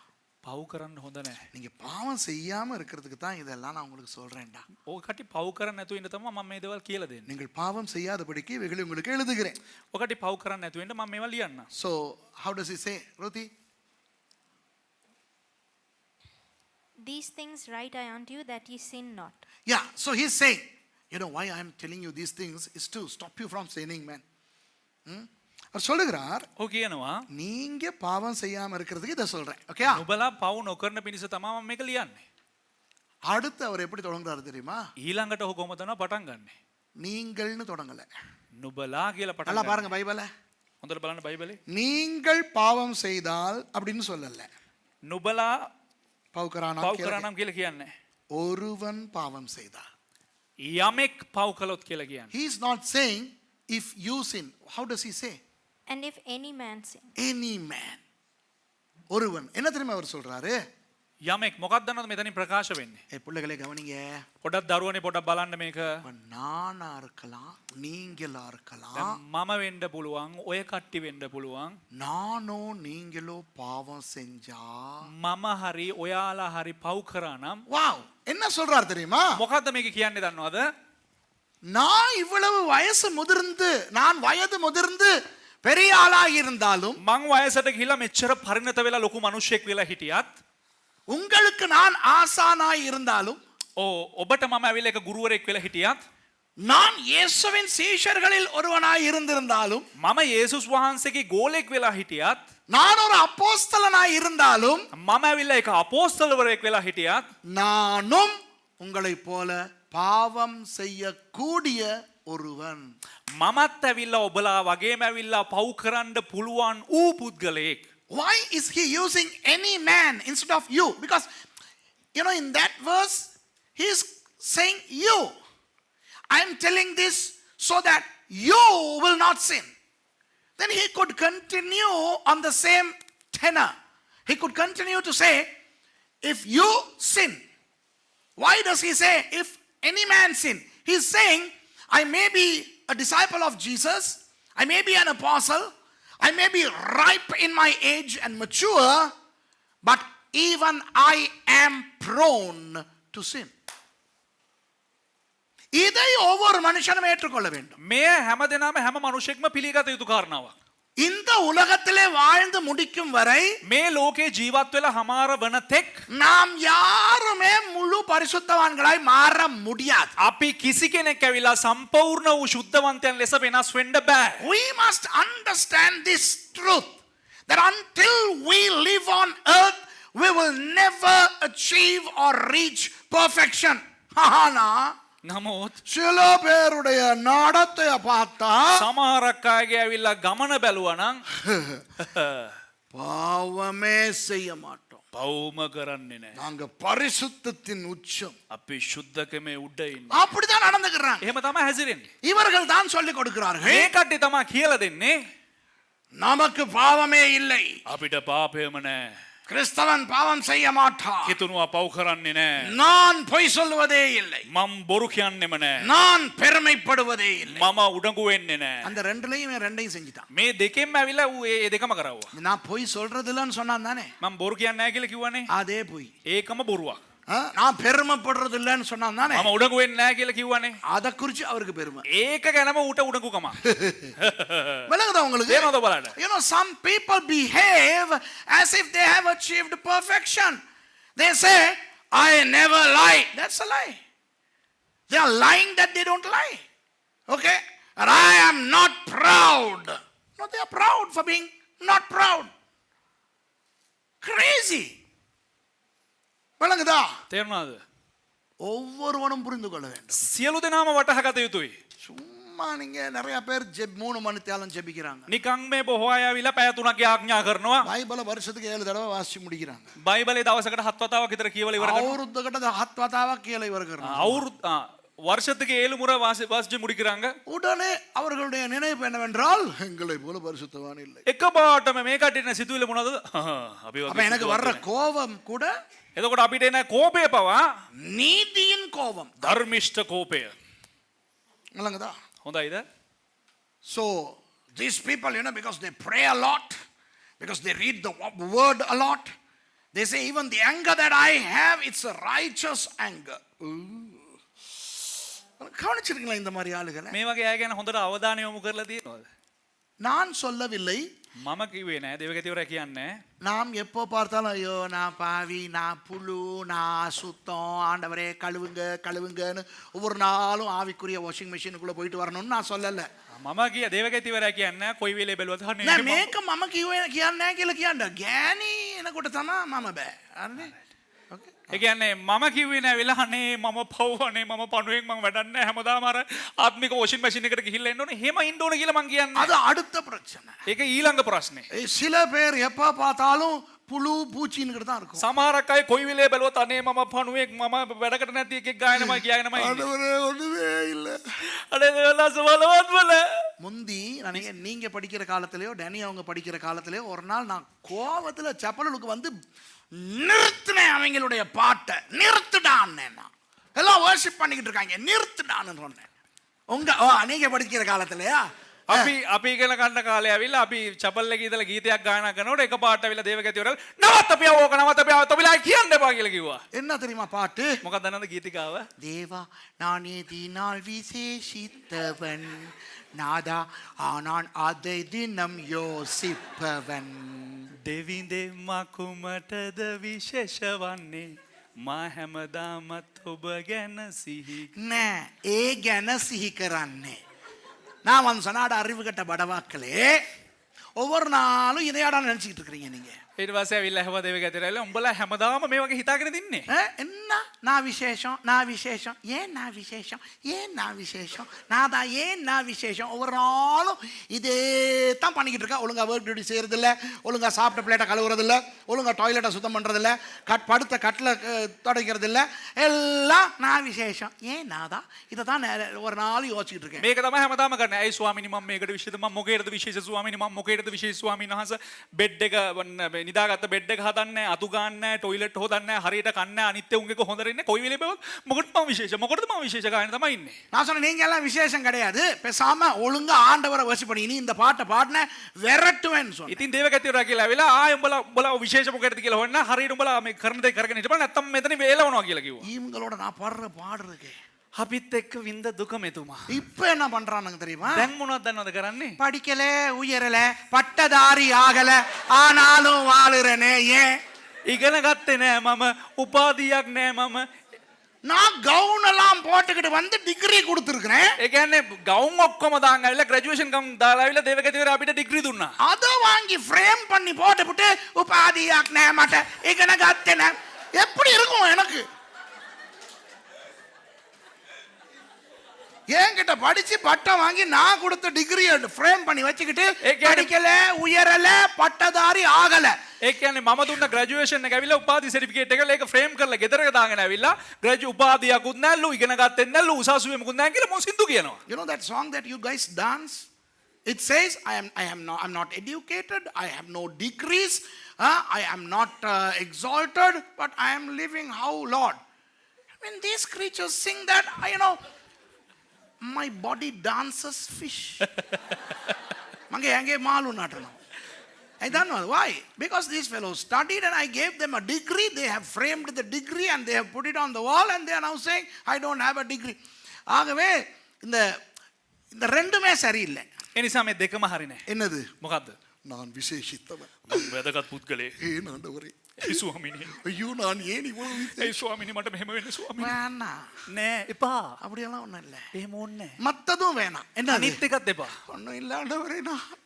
ඔනේ ස්වාමීනි මම පණුවෙක්. நான் ஒன்றும் இல்லை ஆண்டவரே. මම වැඩක් නෑ ස්වාමීනි. ஐயோ. අයියෝ ස්වාමීනි. நான் நார்மலா இரு. නිකන් හොඳට නිකන් ඉන්න විදිහට හිටපන්. அழகா போய் சேருவோம் பரலோகத்துக்கு. හරියට ලස්සනට ස්වර්ගයට යයි. விளங்குதா? තේරුණාද? அப்போ நான் சொல்லவில்லை எல்லா நாளும் நாம் பாவிகள் எந்த நேரமும் மனம் திரும்ப வேண்டும், அதை சொல்லவில்லை. මම කිව්වේ නෑ වෙලා අනේ මම ඔක්කොටම වැඩි පව්කාරයෙක් හැම එකටම මම පසුතැන් වෙන්න ඕන කියලා එහෙම කිව්වේ නෑ. I'm not saying that we should not repent, we should not think about sin, or we should always think about sin, we always should repent. No. But we must learn that we are prone to sin. பாவம் செய்யக்கூடியவர்கள் தான் யாரும். விளங்குதா? සියලු දෙනාම ඇවිල්ලා පාපේ කරන්න පුළුවන් වූ අය තමයි. ඒ දේ වටහා ගත යුතුයි. ஆகவே யோவான் சொல்லுகிறார், එනිසා යෝහන් කියනවා ஒருவன் பாவம் செய்தார். යමෙක් පව් කළා නම්, அதாவது நீங்களா இருக்கலாம் என்னுடைய பிள்ளைகளே, ඒ කියන්නේ ළමයිනේ ඔබලා වෙන්න පුළුවන්, அல்லது நானா இருக்கலாம், නැත්තම් මම වෙන්න පුළුවන්. நீங்களும் சரி நானும் சரி, ඔබ හරි මම හරි பாவம் செய்யக்கூடியவர்கள். පව් කරන්න පුළුවන් වූ අය. So John is saying it's either you, it's you and I. You may be my children, I may be your spiritual father, but we are able to commit sin. அப்போ பாவம் செய்தால் என்ன செய்வது? ඒ නිසා පව් කරා නම් මොනවද සිද්ධ වෙන්නේ? அழகாக சொல்லுகிறார், ලස්සනට එතන ප්‍රකාශ කරනවා ஒருவன் பாவம் செய்வானானால் යමෙක් පව් කළා නම් நீதிபரராயிருக்கிற இயேசு கிறிஸ்து ධර්මිෂ්ඨ යේසුස් ක්‍රිස්තුස් වහන්සේ நமக்காக பிதாவினிடத்தில் பரிந்து பேசுகிறவராய் இருக்கிறார். මැදහත්කාරයෙක් ප්‍රියාණන් වහන්සේ වෙත අපට සිටිනසේක. If any man sin, we have an advocate with the Father, Jesus Christ the righteous. Wow. We have an advocate with the Father, Jesus Christ the righteous. நமக்காக இயேசு கிறிஸ்து பரிந்து பேசுகிறார். ක්‍රිස්තුස් වහන්සේ අපි උදෙසා මැදහත්කාරකම් කරනවා. முதலாவது அதிகாரத்தில் யோவான் சொன்னார், පළවෙනි පරිච්ඡේදය ඇවිල්ලා යොහන් කිව්වා நமக்கு பாவம் இல்லை என்போமானால் நம்மை நாமே வஞ்சிக்கிறவர்களாய் இருப்போம். අපි අපිට පාපේ නැතයි රහිතයි කියලා කියනවා අපි අපිව රවට්ට ගන්නවා කියලා කිව්වා. In the first chapter, John is saying, if we say we have no sin, then we are deceiving ourselves, and the truth shall not abide in us. சத்தியம் நமக்குள் இராது. සත්‍යතාව අපේ තුල පිහිටන්නේ නැහැ කියලා කිව්වා. பாவங்களை நாம் அறிக்கையிட்டால், නමුත් අපි පාපය ප්‍රකාශ කළා නම් கடந்த ஞாயிற்றுக்கிழமை சொல்லிக் கொடுத்தேன். ගිය ඉරුදෙන කියලා දුන්නා. I explained last Sunday. It says, John says, if we confess our sins, to who? To the priest? No. To the others? No. To Jesus. யார் இடத்துல அறிக்கையிட்டால்? ඒ කියන්නේ කාටද අපි ප්‍රකාශ කළ යුත්තේ? பாதிரியாருக்கா? අපිට මේ ෆාදර්ටද? பாஸ்டருக்கா? පාස්ටර්ටද? மற்றவர்களுக்கா? අනිත් අයටද? அல்ல. නෑ. இயேசுவுக்கு அறிக்கையிட்டால், යේසුස් වහන්සේට ප්‍රකාශ කළා නම් பாவங்களை எல்லாம் மன்னித்து පාපයේ සියලු දේකටම සමාව දීලා சகல அநியாயத்தையும் நீக்கி සියලුම වරදවලින් ඇවිල්ලා ඉවත් කරගෙන நம்மை சுத்திகரிப்பதற்கு அவர் உண்மையும் நீதியும் உள்ளவராய் இருக்கிறார். අපිව ශුද්ධ කිරීමට ඇවිල්ලා උන්වහන්සේ ධර්මිෂ්ඨව සිටිනවා. If we confess our sins to Jesus, he is faithful and just to forgive us our sins and cleanse us from all unrighteousness. அப்ப இப்போ இரண்டாவது அதிகாரத்தில் அவர் என்ன சொல்லுகிறார்? දෙවනි පරිච්ඡේදයේ මොනවද ඔහු ප්‍රකාශ කරන්නේ? நாம் பாவம் செய்தால் මම පව් කරා නම් நமக்காக இயேசு கிறிஸ்து பரிந்து பேச போகிறார். මා උදෙසා ඇවිල්ලා ක්‍රිස්තුස් වහන්සේ ඇවිල්ලා මැදිහත්කාරකම් කරන්න යනවා. Here in 2:1 John says, if we sin, then Jesus is going to advocate. He is be the advocate on our behalf to the Father. அப்போ அதற்குள்ள என்ன மறைந்திருக்கிறது? දැන් ඒ තුල මොනවද සංගවිලා තිබෙන්නේ? பாவம் செய்தால் உடனே இயேசுவுக்கு அறிக்கை செய்ய வேண்டும். ඒ කියන්නේ පව් කරා නම් ඇවිල්ලා ඒ වෙලේම යේසුස් වහන්සේට ප්‍රකාශ කළ යුතුයි. The abstract embedment in that verse is that as soon as we commit a sin, we should confess it to Jesus. நாம் இயேசுவுக்கு சொல்லிவிட வேண்டும். අපි යේසුස් වහන්සේට ප්‍රකාශ කළ යුතුයි. அன்றைக்கு சொன்ன ஞாபகம் இருக்குதா? එදා කියලා දුන්නා මතකද? பேராதனையில ஒரு பொம்பளை இச்சையோட பார்த்தா போதும், පේරාදෙනීදී ඇවිල්ලා එක ගැහණියක්ව තෘෂ්ණාවෙන් බැලුවා නම් ඇති. கொஞ்சம் பெருமை வந்தா போதும், පොඩ්ඩක් ඉස්සරහට ගියා නම් நே ඇති. உடம்புக்காம பொட்டක් ஆவனாங்க ඇති. පොඩ්ඩක් උඩකු ගමාව නම් ඇති. ஒரு சின்ன ட்ராக் மாற்றம் அப்படியே கொண்டு போயிடும். පොට්ටි ඇවිල්ලා මේ මාර්ගයේ පොඩ්ඩක් වෙනස් වුණා ඇති. එහෙම්ම අරගෙන යයි. Remember I told you last Sunday that if we look at a woman lustfully, then the track changes. We don't need to commit adultery. The track changes and then we go on a different path. அப்போ என்ன நடக்கும்? එතකොට කොහොමද සිද්ධ වෙන්නේ? இப்ப பதுல்ல ரோட்ல போறாரு, දැන් බදුල්ලේ පාරේ යනවා දුම්රිය. கெலியோ ஸ்டேஷனுக்கு போறாரு. ගෙලියෝ ස්ටේෂන් එකට යනවා. கெலியோ ஸ்டேஷன்ல வடை வாங்குறாரு.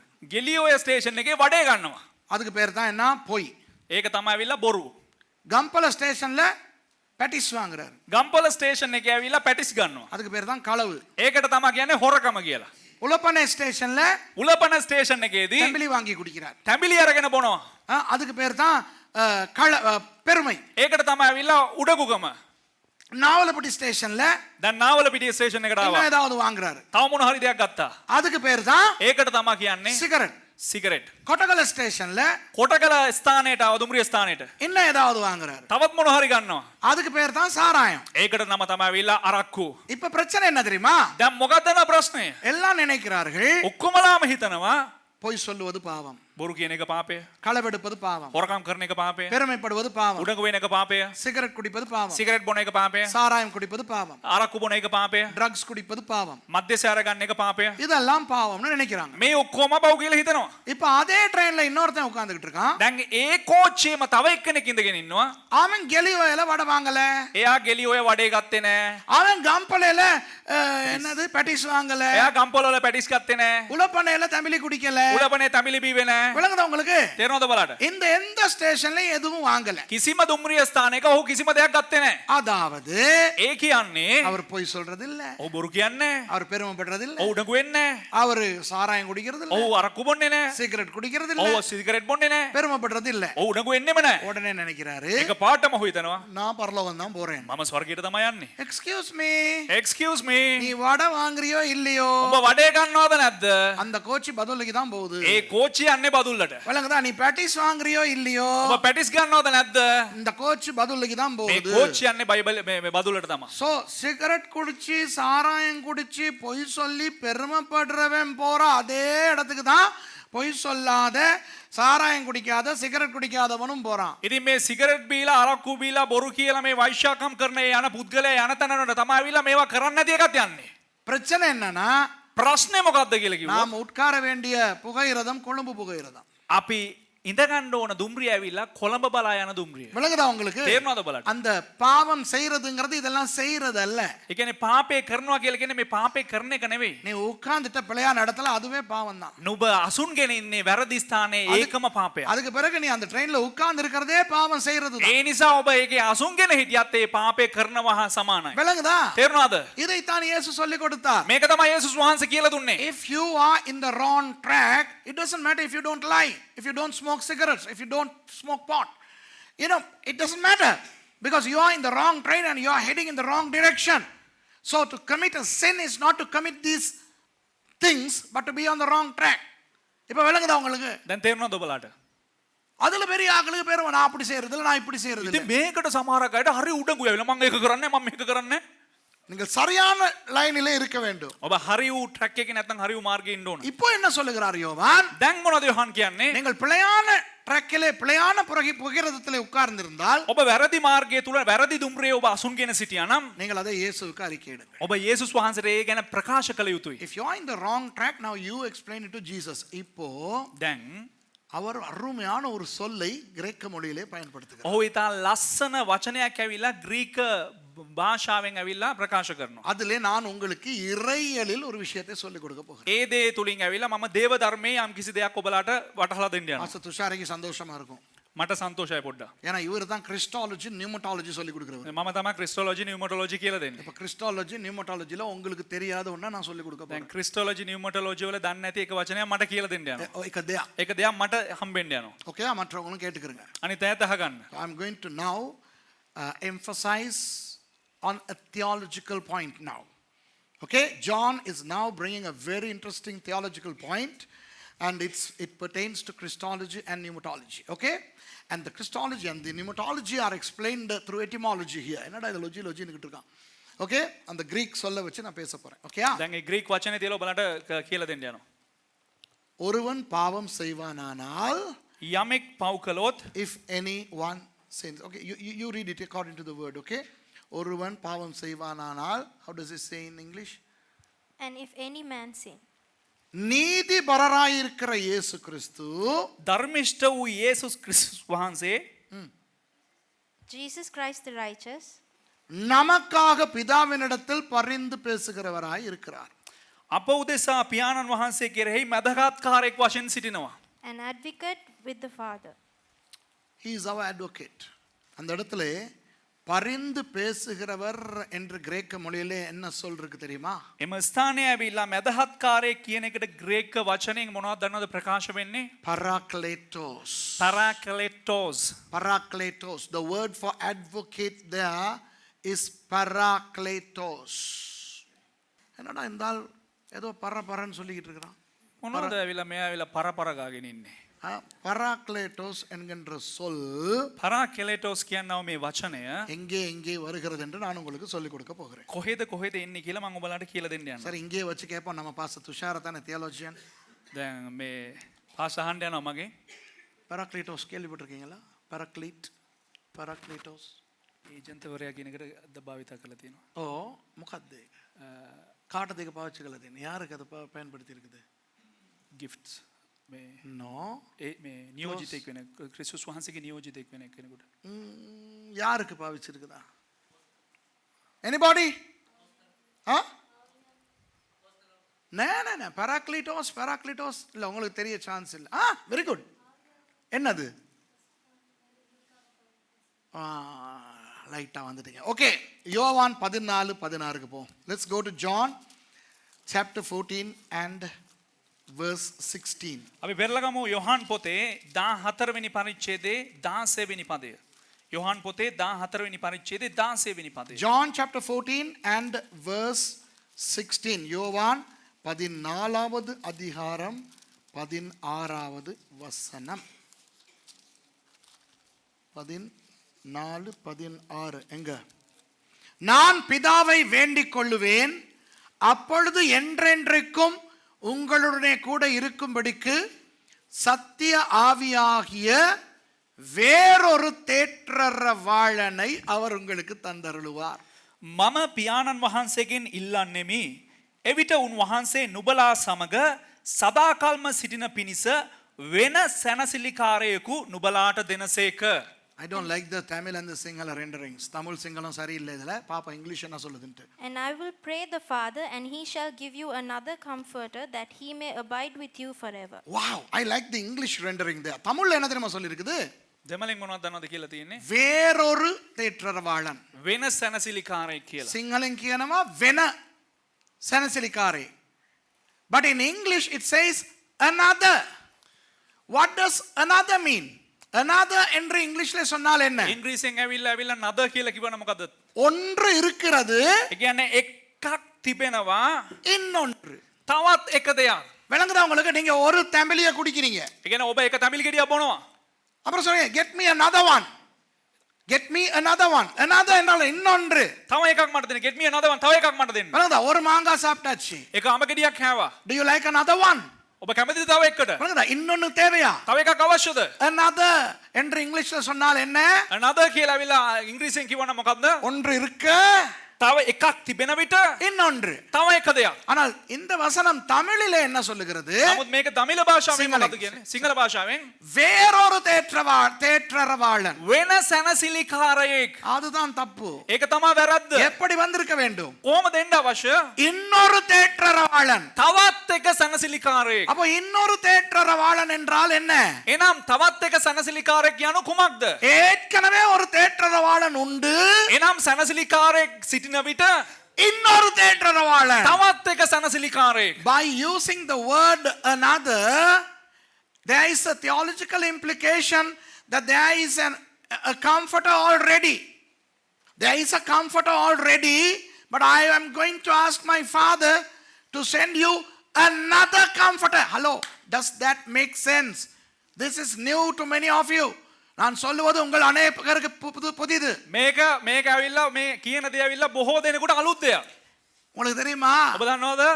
எத்தனை கிறிஸ்தவர்களுக்கு, කොපමණ කිතුණුවන්ට, எத்தனை பாஸ்டர்மாருக்கு, කොපමණ පාස්ටර්ලට, எத்தனை வேத அறிஞர்களுக்கு බොහෝ බයිබල් විද්‍යාඥයන්ට தெரியும் දන්නවද உண்மையான முதல் தேற்றரவாளன் இயேசு என்பது? සත්‍යතාවේ ඇත්ත සනසිලිකාරයා යේසුස් බව. How many Christians, how many preachers and how many theologians know that the first prime comforter is Jesus?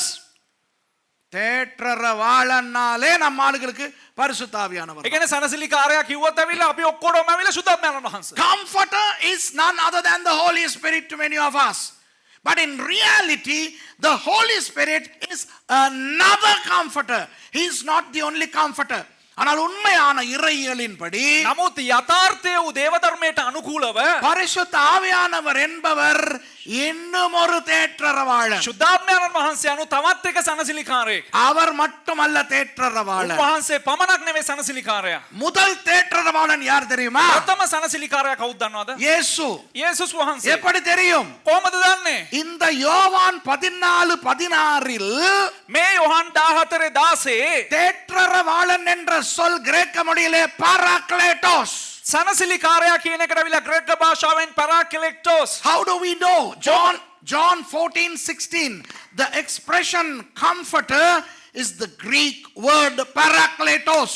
Those of you who know Greek, கிரேக்க தெரிந்தவர்கள், ග්‍රීක භාෂාව දන්න අය Textus Receptus இலே பாருங்கள். ටෙක්ස්ටස් රිසෙප්ටස් වල ගිහිලා බලන්න. கொயினே கிரீக்கிலே யோவான் 14:16 என்ன சொல்லுகிறது? කොයිනේ ග්‍රීක් කියන ටෙක්සස් රිසෙප්ටස් වල ගිහිලා බලන්න ඇවිල්ලා මොකක්ද මේ වචනේ කියලා යොහන් කියන්නේ?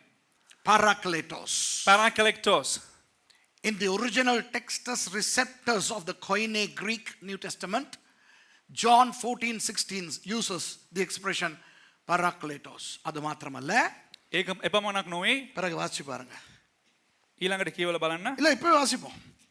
யோவான் 14:26 வாசிப்போம். යොහන් 14:26. John 14:26. என் நாமத்தினாலே பிதா அனுப்ப போகிற பரிசுத்த ஆவியாகிய பாராக்லீட்டோஸ் தேற்றரவாளனே எல்லாவற்றையும் உங்களுக்கு போதித்து நான் உங்களுக்கு சொன்ன எல்லாவற்றையும் உங்களுக்கு நினைப்பூட்டுவார். නමුත් මාගේ නාමයෙන් පියාණන් වහන්සේ වන සැනසිලිකාරයන් වහන්සේ පැරාක්ලිටොස් එනම් ශුද්ධාත්මයන්න් වහන්සේ නුබලාට සියල්ල උගන්වමින් මා විසින් නුබලාට කියන සියල්ල නුබලාට සිහි කරවනසේක. But the Comforter, which is the Holy Ghost, whom the Father will send in my name, he shall teach you all things and bring all things to your remembrance, whatsoever I have said unto you. யோவான் 15:26. Yohan 15:26 John 15:26.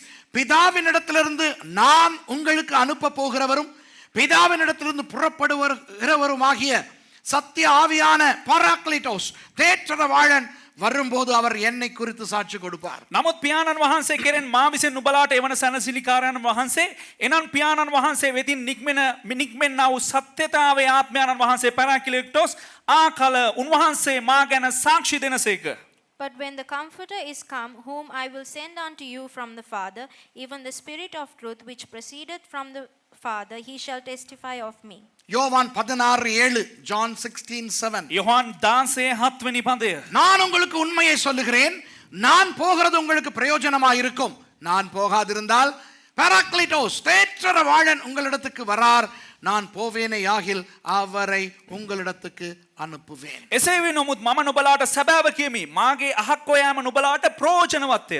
මක් නිසාද මා අහක්ව නොගියොත් සනසිලිකාරයන්න් වහන්සේ පැරාක්ලිටොස් නුබලා ළඟට එන්නේ නැත. නමුත් ගියොත් උන්වහන්සේ නුබලා වෙතට එවන්නෙමි.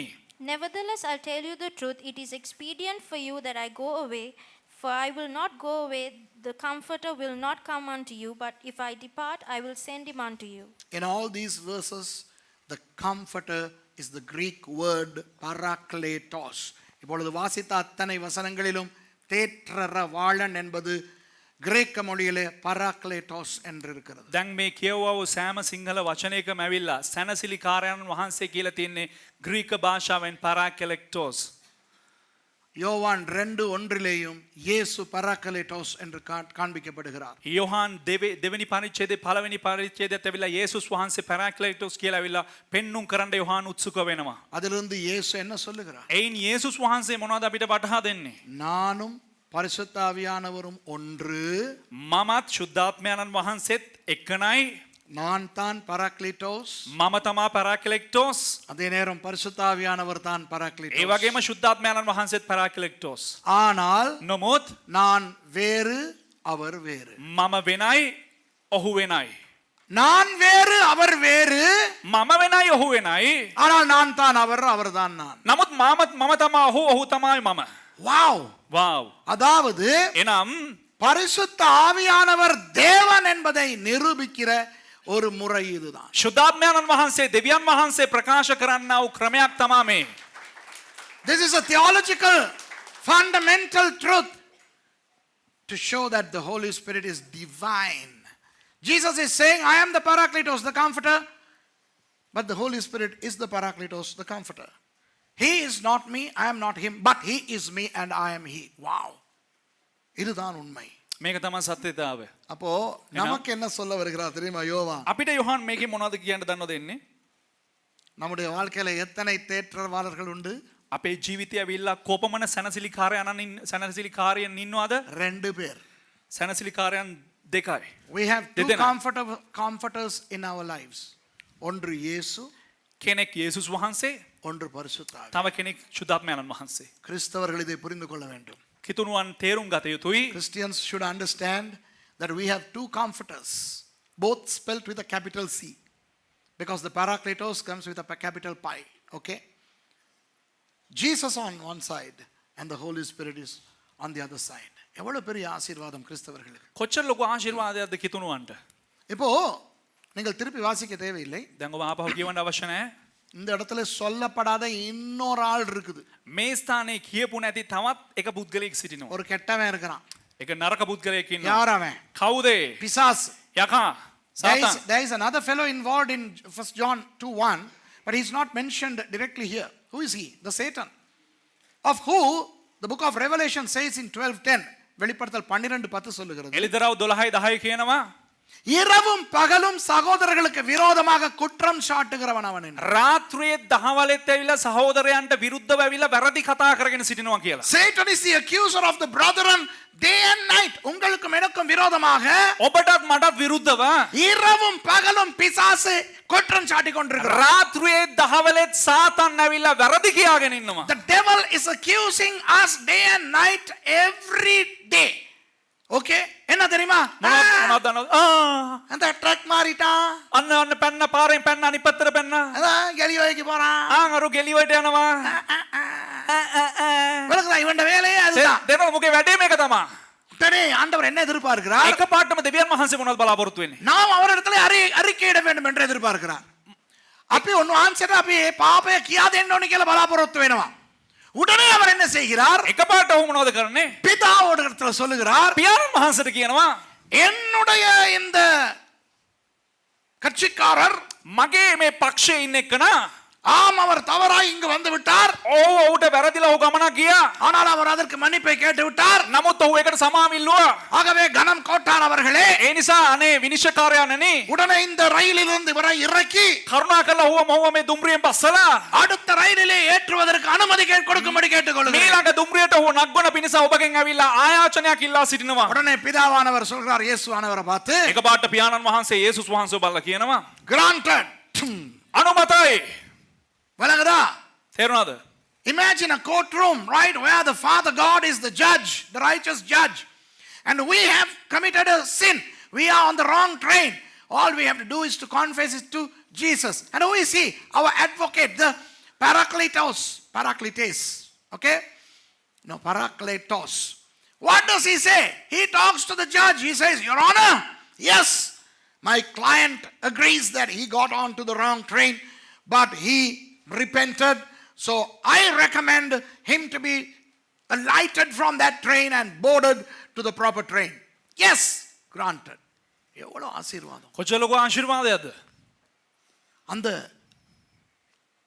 குற்ற சாட்சி கூட்டுல ஒருத்தன் நின்னுக்கிட்டே இருக்கிறான். අර වැරදි සාක්ෂි බොරු සාක්ෂි දෙන තැන ඇවිල්ලා එකෙක් හිටගෙනම ඉන්නවා. There is always somebody waiting on the accuser's chamber. எப்ப பாத்து நான் இது பண்ணிட்டேன். මේ ඇවිල්ලා මේ මූ පැන්න. நான் இப்படி பண்ணிட்டான். අන අර ඔබ මොන මෙහෙම කරව. நான் பெருமைப்பட்டான். අන්න අර ඔය උඩ ගුණා. என்ன போய் சொல்லிட்டான். මේ බොරු කිව්වා. நான் அதை இச்சையோட பார்த்துட்டான். අන්න අර තෘෂ්ණාවෙන් බැලුවා. அப்ப உடனே இயேசு பாப்பார் எங்களை. එක පාටම යේසුස් වහන්සේ බලනවා අපිව. நாங்க என்ன செய்யணும்? අපි මොනවද කරන්නේ? ஆண்டவரே நான் தப்பு பண்ணிட்டேன். අනේ ස්වාමීනි මම වැරදි කරා. ஆண்டவரே இப்படி பண்ணிட்டேன். ස්වාමීනි මම මෙහෙම කරා. அவ்வளவு போதும். එතරම්ම ඇති. அறிக்கையிட்டால் உடனே ප්‍රකාශ කරා නම් අපි ඒ වෙලාවම ප්‍රකාශ කළා නම් அவர் நின்றுவார் இயேசுவானவர். උන්වහන්සේ ඇවිල්ලා බලා ගන්නවා අපිව. அவர்தான் எங்களுடைய வக்கீல். උන්වහන්සේ තමයි අපේ නීතිඥයා. When the devil is accusing us 24/7, Jesus is waiting there as the advocate to talk on our behalf. தப்பு செய்ய மாட்டோம் இல்ல, நம்ம தப்பு செய்வோம். ඒ කියන්නේ අපි වැරදි කරන්නේ නැතුනේ වැරදි කරනවා. ஆனால் நமக்காக பரிந்து பேசுவதற்கு இயேசுவும் பரிசுத்த ஆவியானவரும் உண்டு. නමුත් අපි උදෙසා මැදිහත්කාරකම කරන්න යේසුස් වහන්සේ සුද්ධාත්මයන් වහන්සේත් ඉන්නවා. Yes, we make mistakes, but we have Jesus and the Holy Spirit who function as the Parakletos, our advocate. அவர் எங்களை மறுபடி சரியான புகையிரதத்தில் ஏற்றுவார். උන්වහන්සේ නැවත වතාවක් අපිව හරි වූ දුම්රියට ඇවිල්ලා නගවනවා.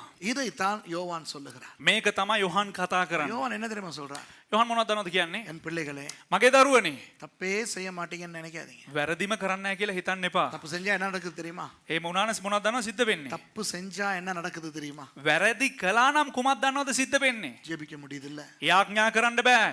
பைபிள் வாசிக்க முடியுது, බයිබලේ කියවන්න බෑ. சந்தோஷமா இருக்க முடியுது. සන්තෝෂයෙන් ඉන්න බෑ. அப்படியே காத்து போன பலூன் மாதிரி ஆகிறது. එහෙම ඇවිල්ලා අර හුලං ගිය බැලුන් එකක් වගේ මෙහෙම වෙයි. ஐயோ திருப்பி செஞ்சிட்டேனே, අනේ ආපහු කරානේ. ஐயோ சொதப்பிக்கிட்டேனே. අයියෝ මං අනාගත්තනේ. வேண்டாம். එපා. அந்த ட்ரெயின்ல அப்படியே உட்கார்ந்திருக்காதீங்க. ඒ දුම්රිය ඇවිල්ලා මෙහෙම නිකන් පැත්තකට වෙලා ඇවිල්ලා වගේ ඉන්නත් එපා. உங்கள் வக்கீல் பராக்லேட்டோஸ் உங்களோடு இருக்கிறார். ඔබේ නීතිඥයා පරාක්ලෙට්ටෝස් ඔබත් සමග සිටිනවා. அவருக்கு சொல்லுங்க, ඔවුන්ට කියන්න. ஐயோ இயேசுவே நான் செஞ்சிட்டேன். අනේ යේසුස් වහන්සේ මං කළා. ஐயோ சாரி ஆண்டவரே. අනේ සමාව වෙන්න ස්වාමීනි. உடனே அவர் நமக்காக பரிந்து பேசும். එක පාටම උන්වහන්සේ අපේ උදෙසා මැදිහත්කාරකම් කරනවා. We don't have to be trodden and downhearted and pressed because we have committed a mistake. just confess it to our advocate and he will put us on the right track. பரிசுத்தமாய் கொண்டு ஆண்டவருக்குள்ளே போவோம்.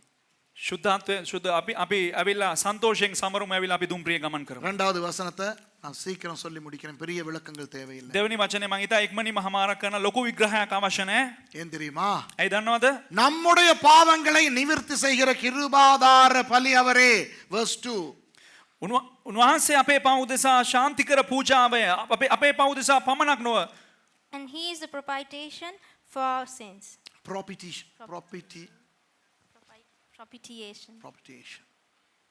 அதாவது என்ன தெரியுமா? ඒ කියන්නේ කුමක් දන්නවද? எங்களுக்கான முழு தண்டத்தையும் அவர் ஏற்கனவே செலுத்தி விட்டார். අපේ උදෙසා තිබෙනා මුළු දඬුවම උන්වහන්සේ ලබා ගත්තා. ஆகவே அவர் மன்னித்து எங்களை கொண்டு போவார். ඒ නිසා උන්වහන්සේ අපිට සමාව දීලා අපිව රැගෙන He යනවා. has taken all our propitiation. It's not propitiation, propitiation. Okay? Although it's propitiation. Okay? He has paid for us all. நம்முடைய பாவங்களை மாத்திரமல்ல, சர்வலோகத்தின் பாவங்களையும் நிவர்த்தி செய்கிற பலியாய் இருக்கிறார். අපේ පාපේ උදෙසා නෙවෙයි ඇවිල්ලා මුළු ලෝකයේම පව් උදෙසා ඇවිල්ලා උන්වහන්සේ සියලු දෙයක්ම ලබා දරා ගත්තා. And not for ours only, but also for the sins of the whole world. அடுத்த ஞாயிற்றுக்கிழமை ඊළඟ ඉරුදින இந்த இரண்டாவது வசனத்துல இருந்து මේ දෙවනි පදයේ සිට அந்த பழைய ஏற்பாட்டின் 5 பலிகளும் எப்படி இயேசுவுக்குள் நிறைவேறின, ඒ පරණ ගිවිසුමේ තිබෙනා වූ පූජාවන් පහ කෙසේද යේසුස් වහන්සේ කරුණු කොටගෙන එය සිද්ධ වුණේ කියන දේ පිළිබඳව அது நமக்கு எப்படி பொருந்தும் என்று நான் சொல்லிக் கொடுக்க போறேன். එය අපිට කොහොමද උපයෝගී වෙන්නේ කියන දේ පිළිබඳව අපි අධ්‍යයනය කරන්න යනවා. Next Sunday I'm going to explain the 5 sacrifices or offerings of the Old Testament, how those 5 offerings were confirmed in Jesus and how it is appropriable to us. நான் நினைக்கிறேன் இன்றைக்கு கர்த்தர் எங்களோடு பேசி இருக்கிறார். මම හිතනවා ඇවිල්ලා දෙවියන් වහන්සේ අද අපත් සමග කතා කරා කියලා. பரிசுத்த ஆவியானவர் தான் இயேசு. ශුද්ධාත්මයන්න් වහන්සේ තමයි යේසුස් වහන්සේ. இயேசு தான் பரிசுத்த ஆவியானவர். යේසුස් වහන්සේ තමයි ශුද්ධාත්මයන්න් වහන්සේ. பரிசுத்த ஆவியானவர் தான் பிதா. ශුද්ධාත්මයන්න් වහන්සේ තමයි ඇවිල්ලා පියාණන් වහන්සේ. பிதா தான் பரிசுத்த ஆவியானவர். පියාණන් වහන්සේ තමයි ශුද්ධාත්මයන්න් වහන්සේ. இயேசு தான் பிதா. යේසුස් වහන්සේ තමයි පියාණන් වහන්සේ. பிதா தான் இயேசு. පියාණන් වහන්සේ තමයි යේසුස් වහන්සේ. ஒரே தேவன் தான் நமக்குண்டு. එකම දෙවියන් වහන්සේ තමයි අප තුල සිටින්නේ. ஆனால் නමුත් பிதா வேறு, குமாரன் வேறு, பரிசுத்த ஆவியானவர் வேறு. පියාණන් වහන්සේ වෙනයි, පුත්‍රයාණන් වහන්සේ වෙනයි, ශුද්ධාත්මයන්න් වහන්සේ වෙනයි. இதை புரிந்து கொள்ள முயற்சிக்க கூடாது. මේක තේරුම් ගන්න ඇවිල්ලා උත්සුක වෙන්න හොඳ නැහැ. திரித்துவத்தை நம்ப வேண்டும். ත්‍රිත්වය විශ්වාස කළ යුතුයි. திரித்துவ தேவன் நம்மை தொடர்ந்து பரிசுத்தத்தின் பாதையிலே நடத்த சித்தம் கொண்டிருக்கிறார். ත්‍රිත්වයේ දෙවියන් වහන්සේ නිරතුරුවම ශුද්ධ වූ මාර්ගය අපව නඩත්තු කරන පිණිස උන්වහන්සේ උත්සුක වෙලා සිටිනවා. Jesus is the Holy Spirit and the Holy Spirit is Jesus, and Jesus is the Father and the Father is Jesus. The Holy Spirit is the Father and the Father is the Holy Spirit, but the Father, Son and the Holy Spirit are 3. So we believe in the Trinity, which we cannot understand, comprehend, but we believe in the Trinity. May the triune God bless you. திரித்துவ தேவன் உங்களை ஆசீர்வதிப்பார். ත්‍රිත්වයේ දෙවියන් වහන්සේ ඔබලම ආශිර්වාද කරයි. லைவ்ல பார்க்கறவங்க அடுத்த ஞாயிற்றுக்கிழமை சந்திப்போம். Bye. සජීවීව බලනාම අපි ඊළඟ ඉරු දින හමු වෙමු. Let's see you next Sunday, those of you who are on live. May God bless you. எல்லாரும் எழுந்திருப்போமா? ඔබ සියලු දෙනාටම දෙවි පිහිට අපි සියලු දෙනාම නැගී සිටිමු. யாராவது 2 பேர்